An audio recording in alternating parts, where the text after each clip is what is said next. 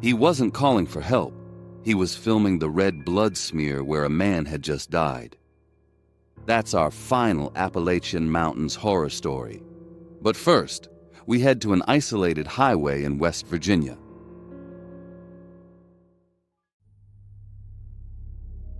John thought the drive through the Appalachian Pass was going to be just another routine haul. A few hundred miles of asphalt between him and his family. But what he saw in the shadows of that West Virginia truck stop changed everything. It started at a pilot travel center off I-64. John slammed a $5 bill on the linoleum counter, a black coffee, and a bag of jerky sitting between him and the clerk. He checked the wall clock. It was nearly midnight on Thursday. If he crushed the remaining miles in his Peterbilt 389, he'd be home by Friday evening, just in time for his daughter's first birthday. In the sleeper berth of his rig sat a small, pink ribbon-wrapped box, a constant reminder of why he'd been pulling double shifts. He was a man who took pride in his presence, and he wasn't going to let a mountain fog bank make him miss the candles. But the clerk didn't take the money. He didn't even look up. The man was a local, his skin sallow under the buzzing fluorescent lights. His knuckles were bone white as he gripped the edge of the counter, his entire body angled toward a battered transistor radio. Static popped from the speaker like frying grease. Carcasses on the shoulder. Stay in your vehicles. Do not approach. John tapped the counter. Buddy, keep the change. The clerk didn't blink. The voice on the radio began to speed up, sounding breathless and panicked. John felt the hair on his arms stand up. The air in the store felt pressurized, as if the oxygen were being siphoned out.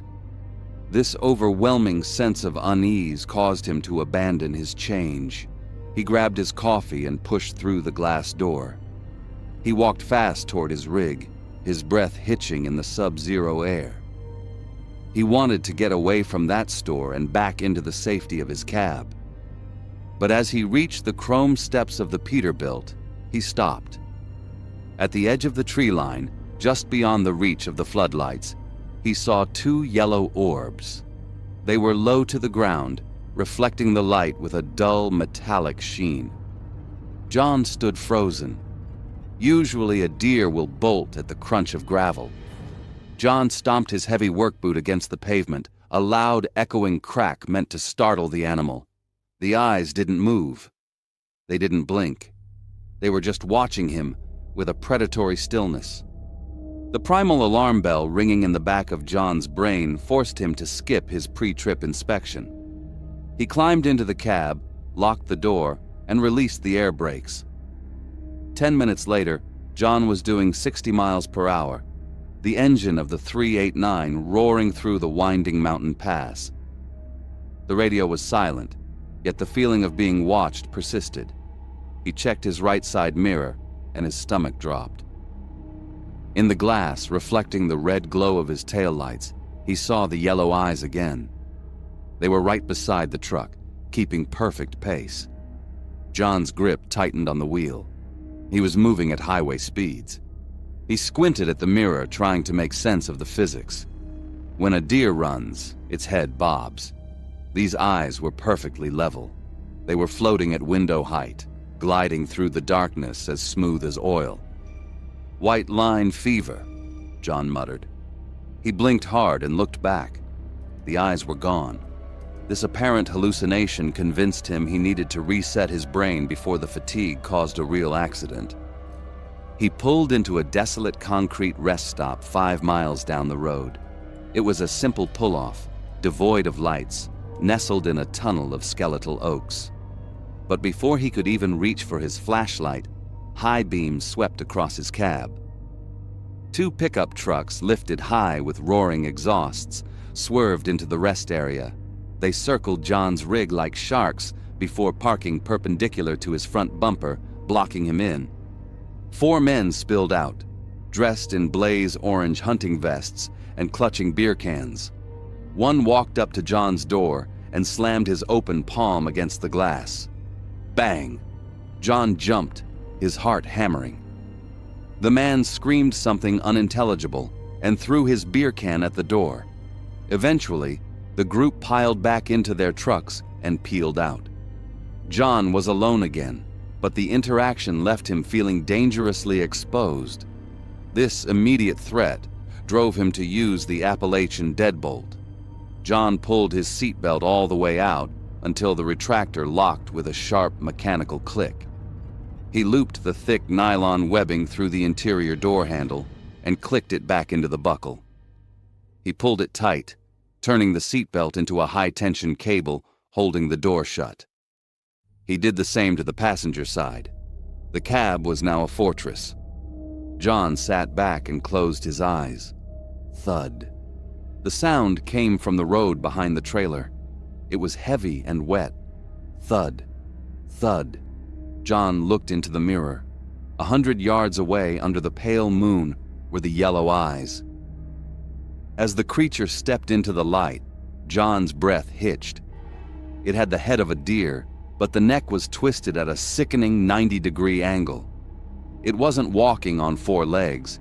It was standing on its hind legs, its body elongated and wrong. It didn't run. It hopped. Thud.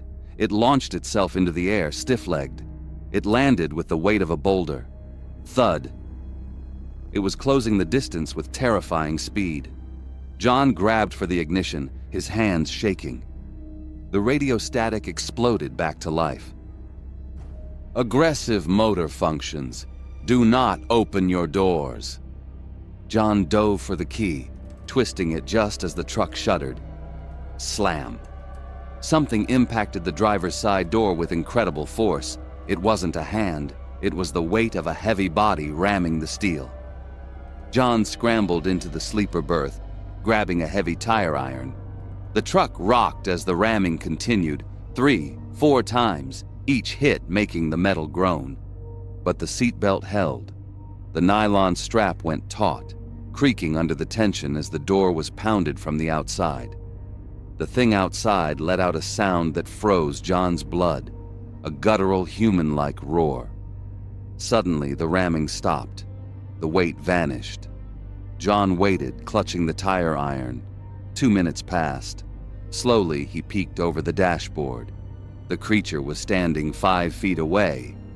Its neck was still broken, the head lolling uselessly, but its arms were tucked neatly behind its back. It was standing like a soldier at ease, or a prisoner in handcuffs. It wasn't a posture any animal could maintain. It was a calculated, human-like stance meant to mock him. The creature blinked once, then, without bending its knees, it launched itself backward, clearing the highway guardrail in a single, impossible leap and vanishing into the darkness. John didn't sleep.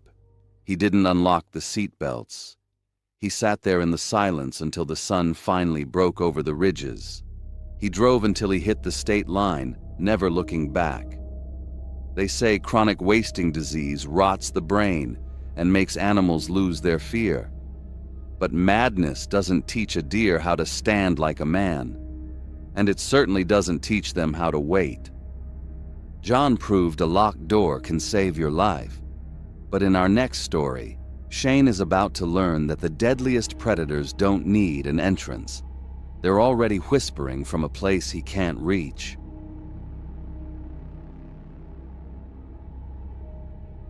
Shane was on cloud 9. He had finally gotten his trucking gig back, but it wasn't just luck. It was a medical victory. After a grueling year-long suspension, his CDL had been reinstated specifically because his new bipolar medication had finally stabilized him. For a decade, the chaotic noise in his head had made him a liability, but the new prescription had silenced the static. He was sharp, clear, and finally declared fit for duty by the state. He was still riding that high from the night before. He'd stayed at a roadside motel in Bluefield and logged the best sleep he'd had in decades. Now, standing at the counter of a Sunoco off I-81, he was eager to get moving.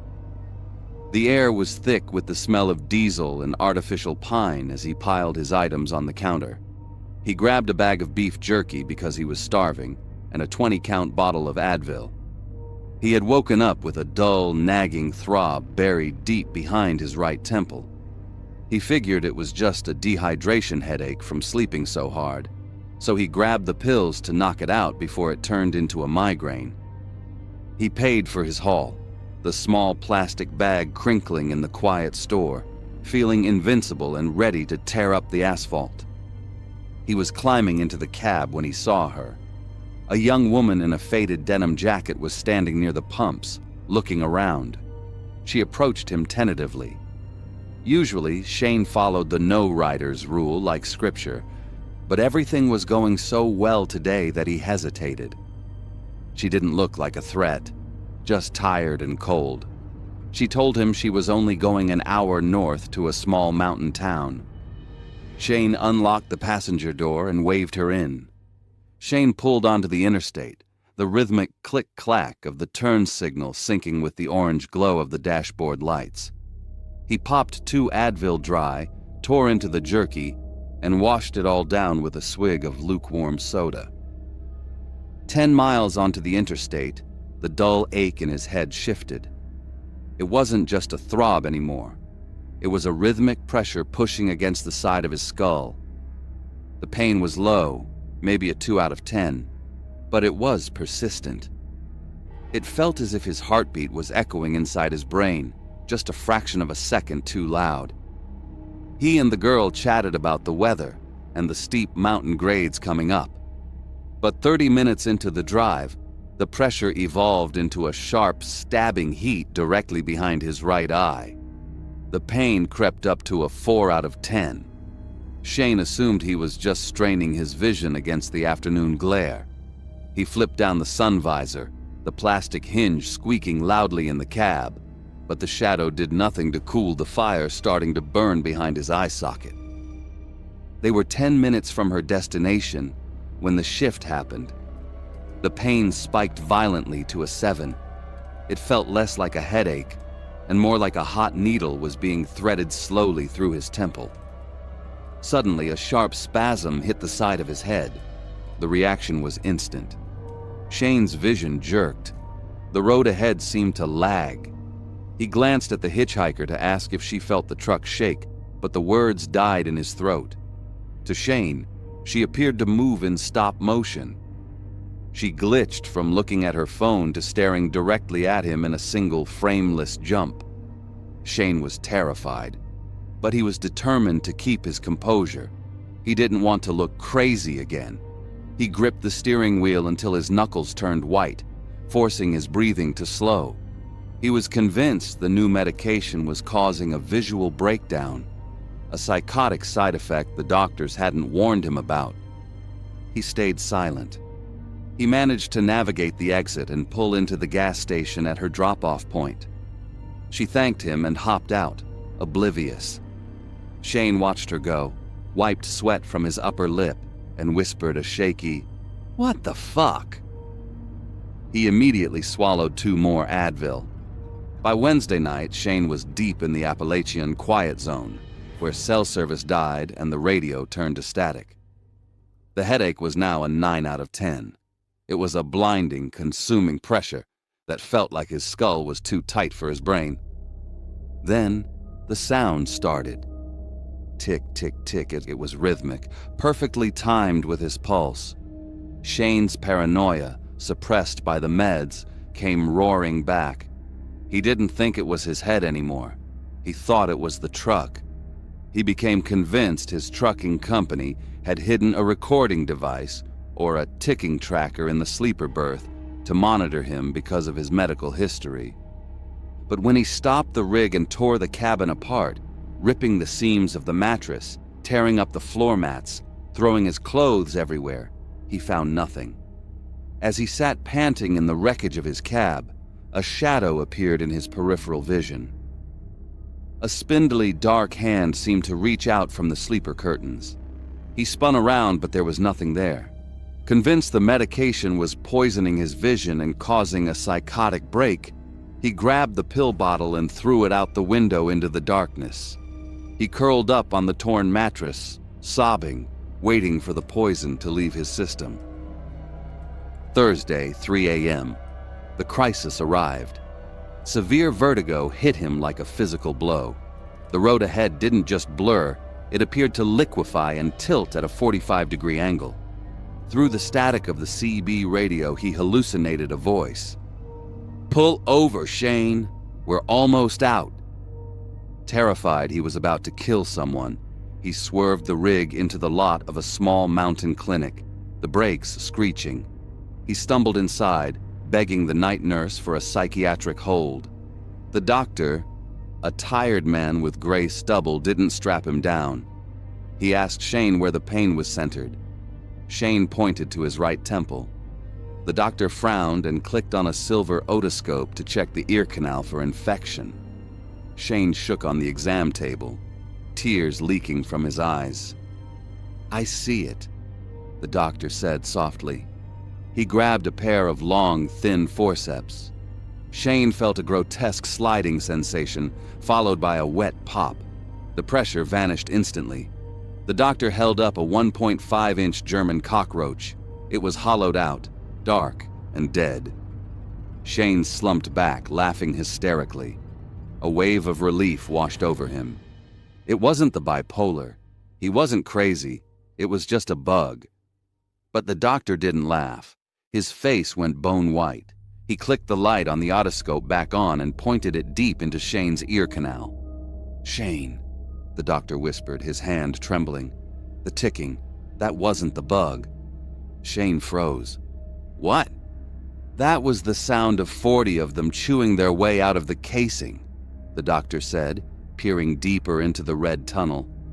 "And they're already past the eardrum." Shane's ordeal proves that the quiet is never truly empty. But for Harlan in our final story, the real terror isn't what's in his head. It's the silent audience waiting for him on the shoulder of Route 219.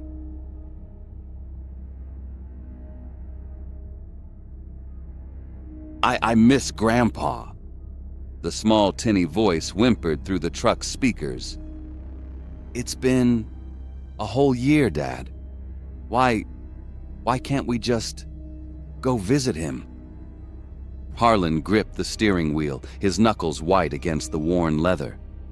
The dashboard clock read 1:14 a.m., and the only light in the cab came from the faint blue-white glow of the ELD screen mounted to his right. The air around him smelled of stale coffee and a lukewarm ham sandwich wrapped in crinkly wax paper that sat untouched on the passenger seat. Harlan swallowed hard, fighting the lump forming in his throat. He was navigating the pitch-black curves of the Appalachians at 60 miles per hour, trying to be the anchor for his 7-year-old son, Jax, who was crying 300 miles away. Harlan was emotionally drained, his focus narrowing until the world outside the windshield blurred into a tunnel of darkness. He was in a bubble of isolation, the deep drone of the diesel engine the only thing keeping him tethered to reality. Suddenly, a sound broke the trance. It was a sharp, repetitive tapping. It came from directly beneath his feet, a heavy, steady impact striking the floorboards, vibrating through the soles of his boots. It didn't sound like road debris kicking up. It sounded mechanical and intentional, like a hammer striking the chassis. Harlan's eyes darted to the mirrors, but all he saw was the black void of the mountains. He checked his gauges, panic spiking. He instinctively lifted his foot off the accelerator to pull over, but he immediately realized he couldn't. He was in a narrow chute of the highway, hemmed in by sheer granite rock walls on the left and a steep, unguarded drop-off on the right. There was zero shoulder. Harlan had no choice but to endure. For the next 12 miles, the tapping continued with maddening precision. It was a communication he couldn't understand, mocking his inability to stop. By the time the glowing yellow sign of a Love's Travel stop appeared, Harlan's shirt was soaked through with sweat. He parked in the far back lot. the air brakes hissing violently. The ground was slick with oil, shimmering iridescently under the harsh, buzzing LED canopy lights. Harlan killed the engine and grabbed his heavy maglite. He jumped out, the cold mountain air hitting his skin. He circled the rig, shining the beam into the tandem axles, the fifth wheel, and the dark, greasy gap behind the sleeper cab. But everything was silent. The undercarriage was caked in road grime, but there were no loose panels and no person clinging to the frame. He forced himself to rationalize it. Just the highway playing tricks. He went inside the station to clear his head. He used the restroom, breathing in the overwhelming industrial scent of bleach and pink powdered hand soap, trying to scrub the anxiety from his system. When he returned to the truck, the dread hadn't lifted. Harlan decided to use an old hauler's security hack. Once inside, he pulled the seatbelts through the interior door, grab handles, and clicked them into the buckles. It tethered the doors shut from the inside, a poor man's deadbolt. Secure in his fortress, Harlan climbed into the sleeper berth. The adrenaline crash hit him hard.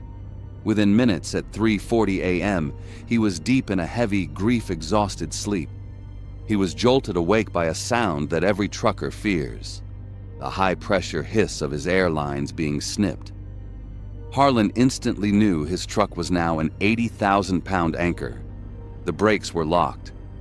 Before he could reach for the reading light, a sound erupted from just inches outside his window, a wheezing, manic laughter.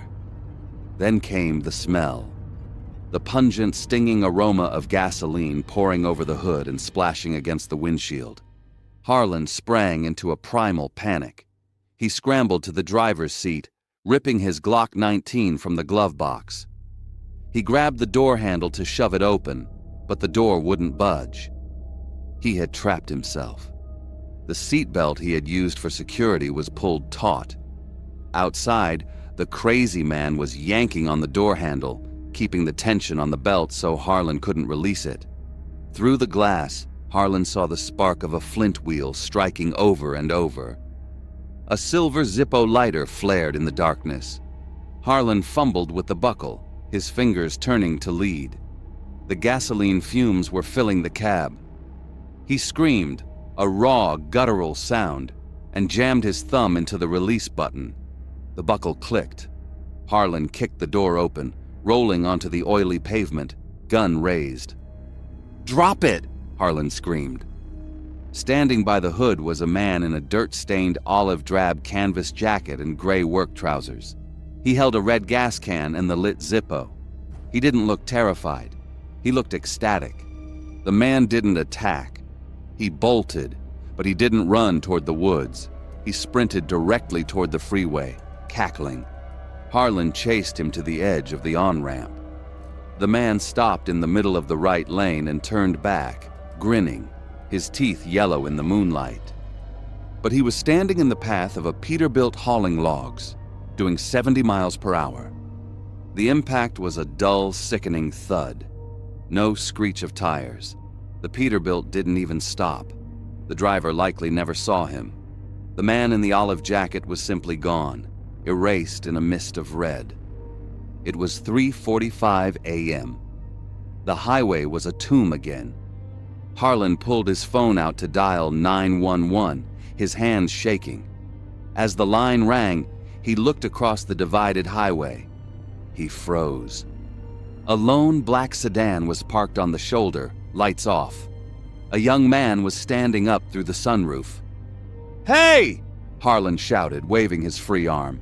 "Call the police! There's been an accident! Help me!" The man in the sunroof didn't answer. He didn't move. Harlan took a step closer to the median. That's when he saw the glint of the lens. The man was holding a cell phone attached to a stabilizer gimbal, pointing it directly at the smear on the road where the man had just died. He wasn't calling for help. He was filming. The realization made Harlan's stomach turn. They had been there the whole time, just watching, waiting for a show. "What is wrong with you?" Harlan screamed, his voice cracking. "Put that down! Help me!"